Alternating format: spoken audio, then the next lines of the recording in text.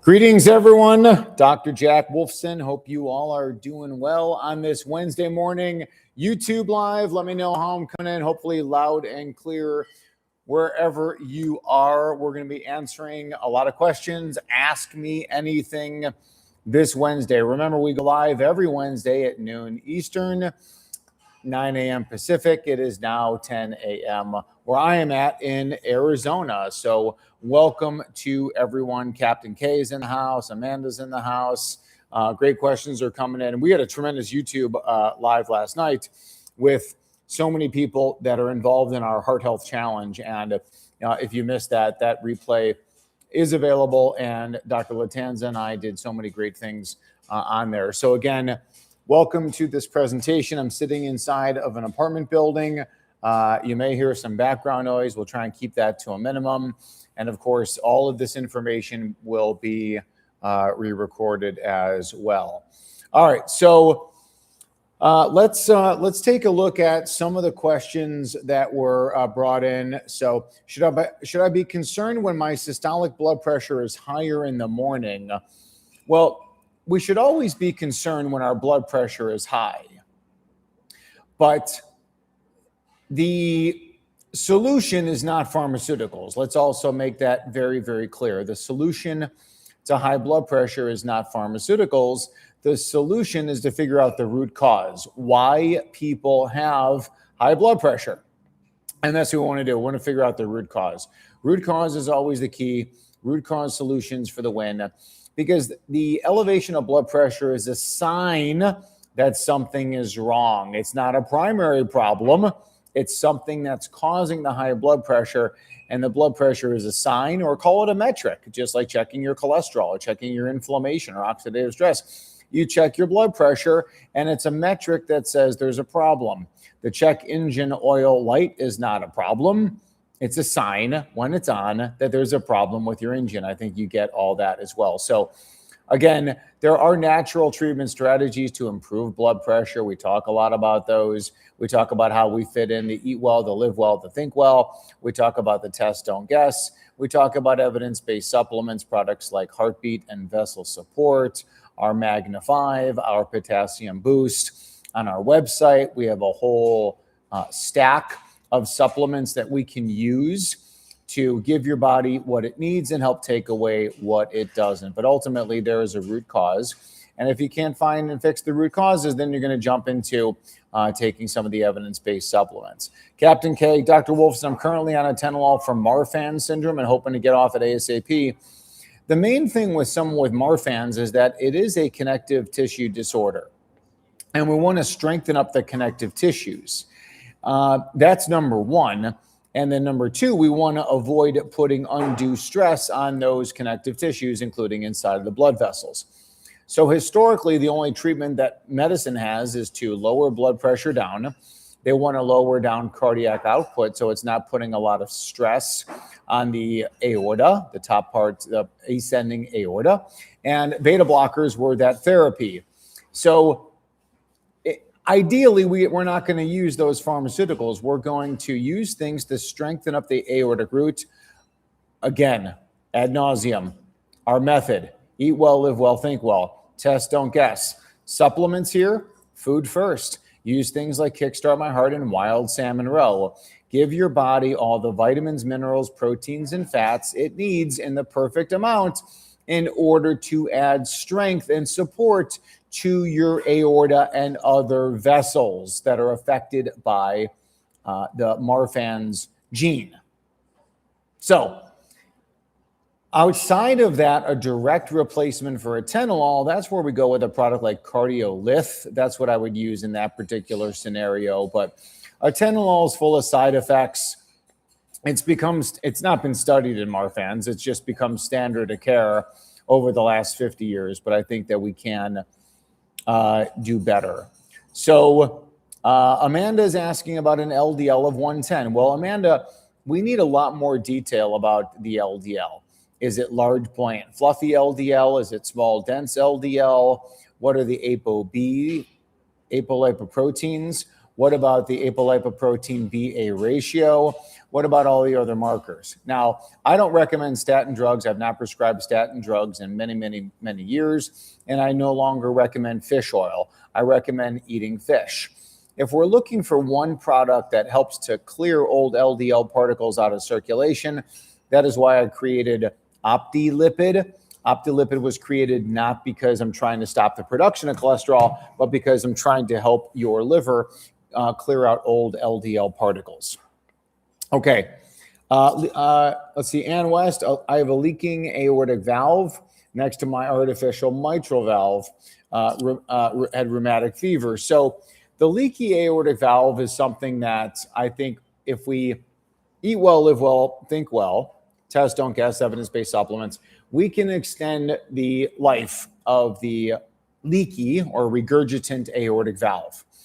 And then if you need some kind of definitive procedure, whether by catheter or open surgery, then we want to make sure you're the healthiest version of you before the surgery, so you do well during the surgery and after the surgery, so it's never a problem for you again.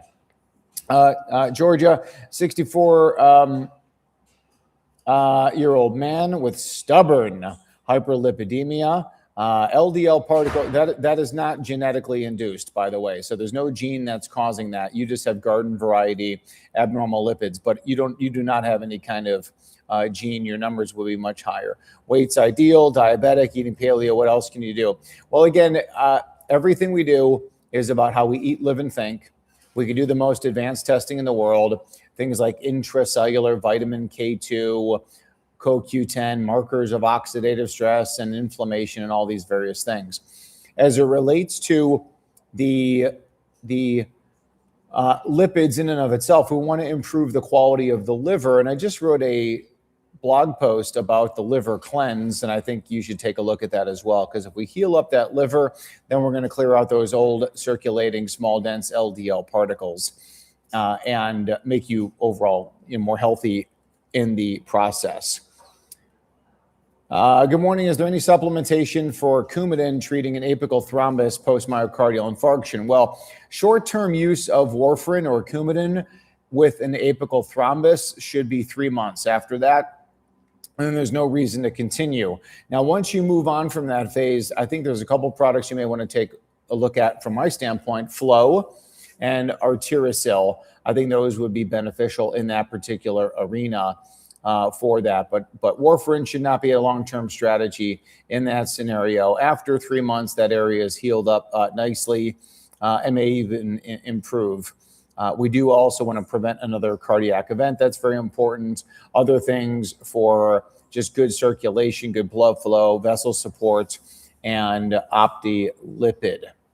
All right, see here. Another person coming in, Swain, LDL particle number 1465.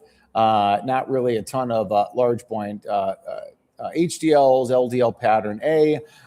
To me, that's a pretty good sequence there. And again, you've given me a lot of good data about the NMR of your lipids, but what about markers of inflammation? What about markers of oxidative stress? Last night, we talked a lot about the heart attack risk test.com. I think that would be a great home test for you to add on. I'll put that on here, heartattackrisktest.com.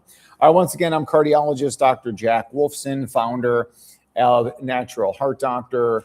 I've got myself, I've got Dr. Andrew Rudin, my other cardiologist, Dr. Lauren Latanza, Dr. Tanya Rainier, Dr. Shanna Baird, our anti-aging longevity specialist, Dr. Keith Smeagol, and a team of health coaches all around the country. We discuss and support people all around the world. So again, would love for you to work with us in any way, shape, or form.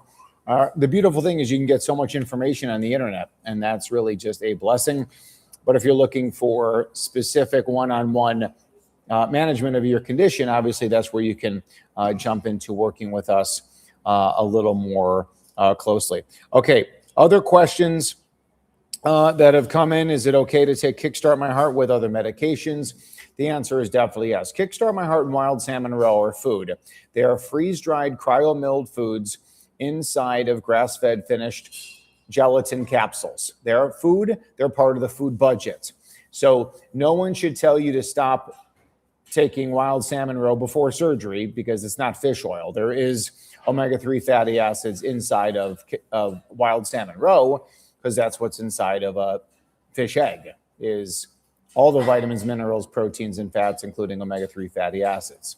So there's no counter unless you talk to your doctor, and your doctor is like, oh no, I don't think you should eat liver because eating liver interferes with your pharmaceutical. If they did say that, I would disagree with them. And if they did say that, I would say, fine, give me a plan to get off the pharmaceutical, because I'm not stopping eating animal organs, especially at low dose inside of a capsule. You're good with that. How are heartbeat and vessel support different from human and other brands? I'm not really familiar with most of the other brands. Heartbeat is an organic beetroot plus powder that has other food-based nutrients in order to improve nitric oxide and your circulation. Heartbeat is manufactured by Biotics Research out of Rosenberg, Texas. Not all organic beetroot powder is the same. Not all companies jump through the hoops to make sure you're getting products that are quality. As I understand it, a lot of materials that arrive in manufacturing facilities as it relates to food, they have high content of mold in their finished product.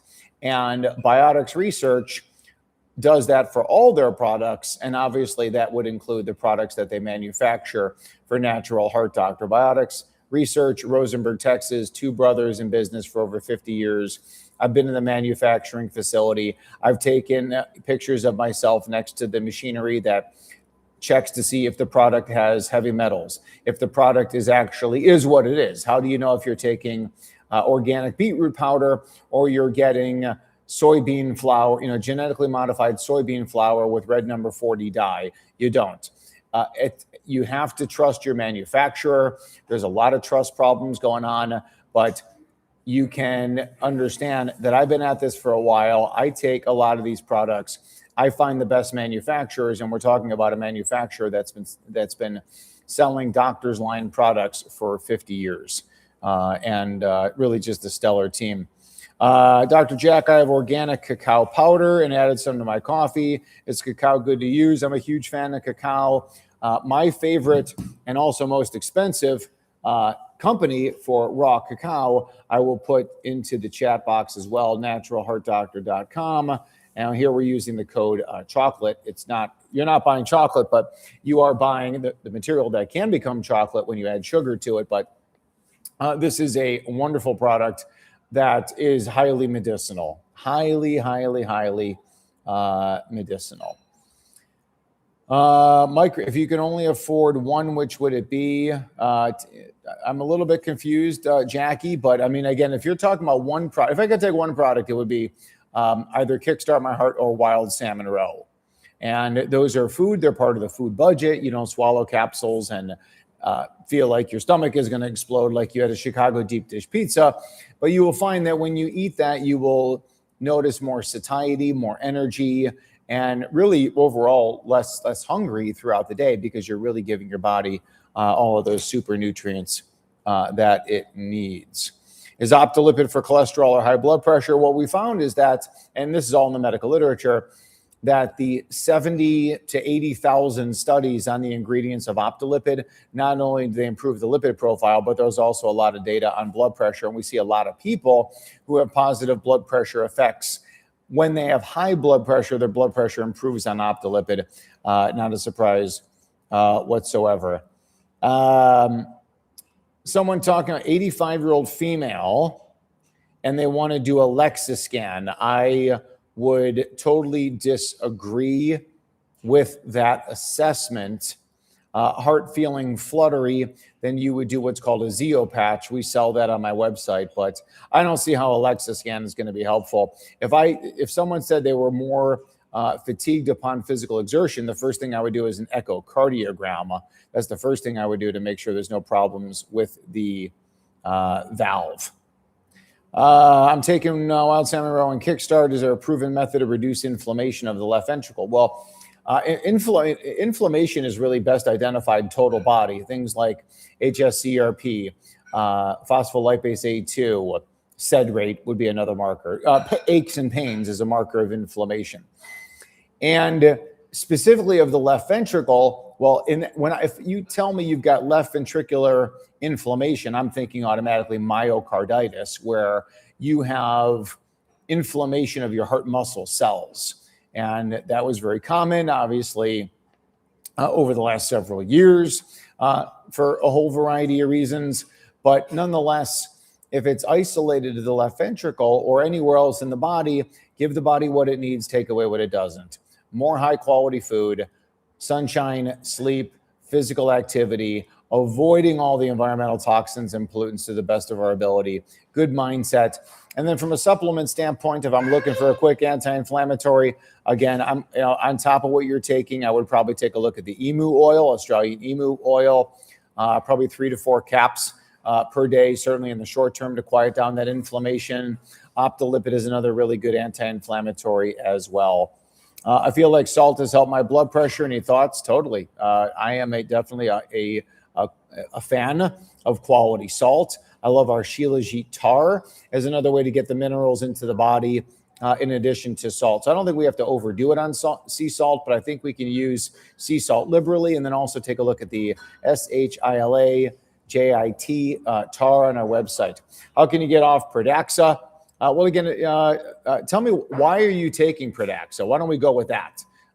Tell me why you're taking the Pradaxa, and then I'll tell you how and when you can get off of it. If you hear a dog barking in the background, no worries. That is our dog Bear, and Bear is perfectly fine. So one of the joys today of working from home is that you get to be with your wife, friends, family, and animals, and I'm grateful for that. So let's see here. Again, a PIA of blood thinning from a small stroke.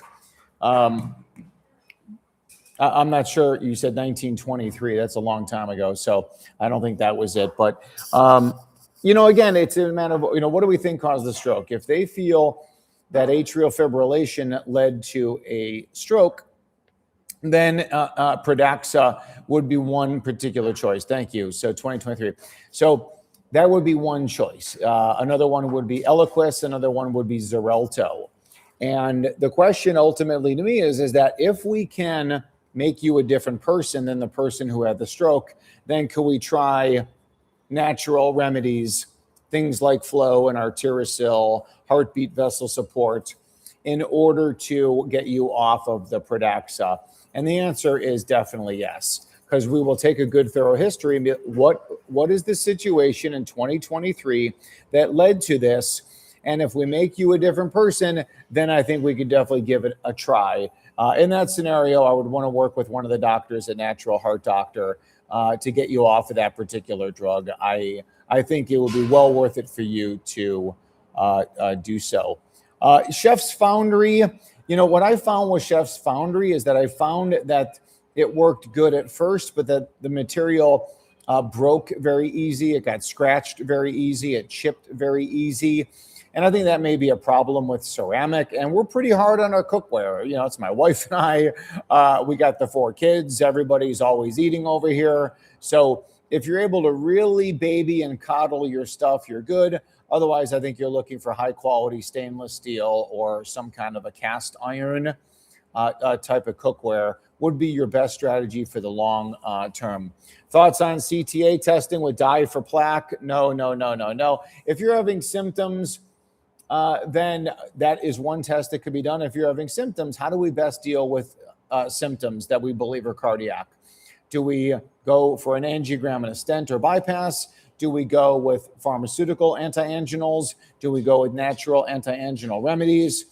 Do we do all the above? Do we do neither? But as far as just doing a routine CT angiogram for plaque, no, I wouldn't do it. John, just assume you have plaque, and what are we going to do about it? That's really the question. What are we going to do about it? Somebody asked about the NHD supplements that contain astaxanthin. Well, the number one product that contains astaxanthin is the one that we find from food. It's called wild salmon roe. Okay.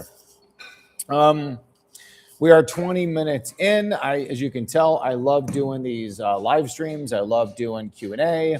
I love the interaction. I love the questions. I love talking health and wellness. And I love people helping people get off their pharmaceuticals while they enjoy cardiac longevity to accomplish all of their dreams. I had a fib. Burden is now 2%. That's pretty awesome. Janet's talking about adding flow and arterosil. Listen, we have a lot of people in our practice. Some people take 3 supplements. They hate it. Some people take 30 and they're asking for number 31. So there's a lot of different supplements, but we really, these food foundational supplements, I think, are so critical. Kickstart My Heart Wild, Salmon Row. A lot of times you don't really need much after that is what we're finding, which is good, which is definitely good. What about these calcium score tests? Again, John, I am totally against the calcium score test. I don't like radiation. The test does not really predict the future. It is a snapshot of the past. Coronary artery disease that has been forming over your entire life. And it's not something you can meaningfully follow. You want to do testing that changes quickly. So, for example, we talked last night about the heart attack risk test. It is a urine test of oxidative stress. You get the test done. If your number's high, we talk about strategies to lower it down, and then we retest a month, 2, 3 months down the road. And if we're successful, great, keep going. If we're not successful, why? The problem with a coronary artery calcium test is that it doesn't change, and invariably in people, it gets worse. And statin drugs make it worse. All right. So, Janet, the reason why you're being denied is God protecting you. I don't know. I hate to pull that one, but if you're being denied, the reason why insurance denies it is because they know it's a loss leader. They know that it leads to more testing. It's called a cascade test. They know it doesn't save lives. They know it doesn't help people. So they're not going to pay for it. All right. What else do we have here? 64 years old, 6'3", 240 pounds, doing really well. So my health non-care almost scared me into an ablation. So again, if you ablation for atrial fibrillation, I assume you're talking about, I would work with our cardiologist, Dr. Andrew Rudin, get a consultation with him before you go to any form of ablation. If you're going to go for an ablation, you got to get optimized. Okay. Can stress trigger someone who's had cardiomyopathy to reduce their echo? Definitely yes. What is involved in a follow-up appointment? Well, I mean, with us, I mean, obviously we do an initial consultation, make recommendations, and then we follow up after those recommendations. Maybe it's testing and review the testing. Maybe it's follow up to check your metrics, your blood pressure, your heart rate, your heart rhythm, whatever it may be. But that's what a follow up is. If you're on that low of a dose of metoprolol, typically you just stop. I'm not telling you to stop, but I would, if you were my patient, I would have you stop. Sudden blood pressure elevation, you know, Kim, I would really look to the stress in your life, maybe the food you ate, how you slept, and I would look at some other environmental toxin. There's always a reason why your blood pressure goes up. It's not a primary blood pressure problem. Something is causing that to happen. Dawn, we talk a lot about blood pressure. We've got a couple, supplements. You may want to go to fixhbp.com. I'll put that in the notes here, fixhbp.com for more information. You can also get our ebook, 7-Day BP Fix.com. We got tons of, blogs and stuff like that about blood pressure as well. Dr. Latanza is awesome for sure. She's just absolutely brilliant. How concerned is a 3-second VT episode on a heart monitor? I'm not overly concerned about that, John. I'm not saying not concerned, but that is not emergency to me. And again, it may be ventricular tachycardia. It may have been a 3-beat run of atrial fibrillation with aberrancy. So it probably wasn't even VT. It was probably just AFib with aberrancy. Milling grains for bread, your thoughts? Again, I think these heirloom grains for most people are just fine. I used to be of the opinion that gluten-containing grains of any way, shape, or form were problematic. I mean, they're definitely not necessary, but now I definitely understand that it's the environmental toxins that are the mega problem. When should catheterization be considered? CT scans is 60%. But again, don't go for a catheterization unless you're having symptoms. Okay, you do not need a catheterization. You do not need a stent unless you're having symptoms, and stenting or bypass can help with symptoms. Stenting, that 60% will not prevent a heart attack. It may actually cause one. It's not going to prevent a heart attack, and it's not going to save your life. That's just the reality. And if you've been told anything different, you've been lied to. I do like echocardiograms. I want to reduce the enlargement of my heart. However, they want to put me on the list. You can go on the list, but again, you continue to work with us to shrink the size of your heart. You can monitor the ascending aorta, Denise, with a ultrasound. A cardiac echocardiogram can see the ascending aorta just nicely. You don't need a CT scan or MRI. Stroke recovery, Eliquis, AFib, my strokes physically, spiritually. Do you have any team members in North Carolina that I could actually go see? No. We had a coach who was there, but even again, she was remote. My best recommendation, if you want to see someone in person, is to come out to Arizona. But as much as we'd like to see you, Marianne, you don't have to. You don't have to. You can work with us virtually. So, yeah, there's really no reason for, I would like to see everybody in person. I would like to put a stethoscope on someone's chest. I would like to shake a hand. I would like to give someone a hug.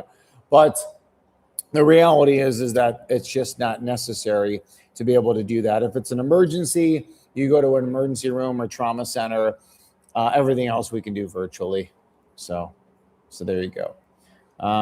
Let's see here.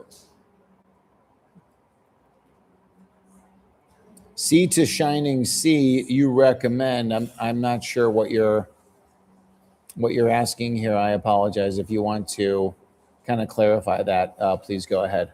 So anyways, so we do these lives every Wednesday at noon Eastern. So continue to enjoy this information. Consider this a mini second opinion for all of you. I have a question for the doctor. What is the replacement for statins? We talked about that. Optilipid, OPTI, LIPID. We're not trying to stop the production. We're trying to improve the clearance. Thoughts on echo stress test? If you need a stress test, that is my preferred method, is a stress echocardiogram. Somebody said, can you explain the difference between an NSTEMI and a STEMI? So this really just it's a heart attack, and it's about really the severity of the heart attack. But in specific, it's referring to how it looks on an EKG. So ST elevation MI is the part of the EKG tracing that we see, and the other is called an NSTEMI, non-ST elevation MI, and sometimes somebody can go back and forth between the two. So that being said, they are both problematic, they're both dangerous, and they're both avoidable, and that's what we do at Natural Heart Doctor. So there you go. All right, well, that's kind of all the questions. I've been experiencing chest pain, a lot of testing done, waiting for the results. I did have a stress test done in the office. Well, again, see what the testing shows. I'll end with this. So cardiac chest pain is this. This is Levine sign 1910. This is the chest pressure tightness. This feeling can also go into the shoulders, more commonly left shoulder, and down the left arm. It can go up into the neck or jaw. It can even go in between the shoulder blades. But cardiac pain is not left chest and it's not right chest. So depending on what your symptoms, were, again, a good thorough history should be able to diagnose whether your chest pain is cardiac in the vast majority of the time. I do like Cardiomobile. Kathleen had a TAVI in mid-December. Valve was critical. Eliquis plan to go off after 3 months. NATO instead. Again, I would talk with the treating physician, but if that's the protocol that they recommend, I certainly think that going with nattokinase, our product Flow, would be a great product for you. Eugene, yeah, Dr. Ruden German on that one for sure. Dr. Rudin is your man. All right, well, we're at the 30-minute mark, people. I hope you enjoyed this information. The Facebook group is alive and well. It's the 100-Year Heart Community. Jump in there and ask questions. We'll answer questions in there. And otherwise, follow us on Instagram. Follow us here on YouTube. And sharing is caring, people. We teach that to our kids. I'm teaching it to you. Keep shouting it from the rooftops. Share our information. Tell others about us. You just might save their life. Have a great rest of your Wednesday.